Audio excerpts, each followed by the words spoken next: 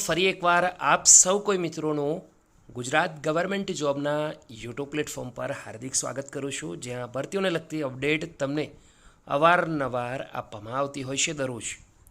દોસ્તો, સીસીનો વિરોધ પૂરજોશમાં ચાલી રહ્યો છે, તો બીજી બાજુ યુવા અધિકાર ન્યાય ચળવળ અંતર્ગત યુવરાજસિંહ સાહેબે આવેદનપત્ર આપ્યું છે અને મુખ્યમંત્રીશ્રીના કાર્યાલયમાં 1 ઓક્ટોબરના રોજ સ્વીકારવામાં આવ્યું છે.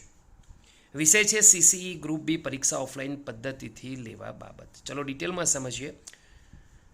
તો જય ભારત સાથ સવિનય જણાવવાનું કે ગૌણ સેવા પસંદગી મંડળ દ્વારા જાન્યુઆરી વર્ષ 2024માં બહાર પાડવામાં આવેલ ભરતી જાહેરાત ક્રમાંક 212 સીસી ગ્રુપ બી પ્રિલિમ્સ પરીક્ષા સીબીઆઈટી પદ્ધતિથી લેવામાં આવી. ત્યારબાદ પ્રાથમિક મેરિટ યાદી 19 સપ્ટેમ્બરના રોજ બહાર પાડવામાં આવી હતી.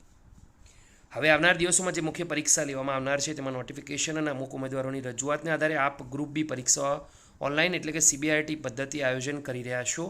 તેમાં તમામ પાસ થયેલ ઉમેદવારો વતી વિનંતી છે કે પરીક્ષા ઓફલાઈન અને સિંગલ પેપર પરીક્ષાના માધ્યમથી લેવામાં આવે.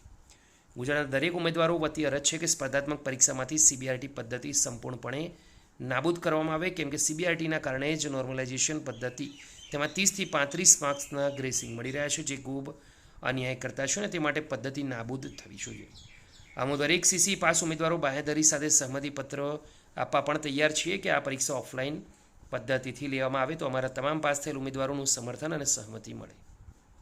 દોસ્તો, તમે પણ સમન કરતા હો તો વિડીયોને લાઇક કરી જરૂરથી જણાવજો.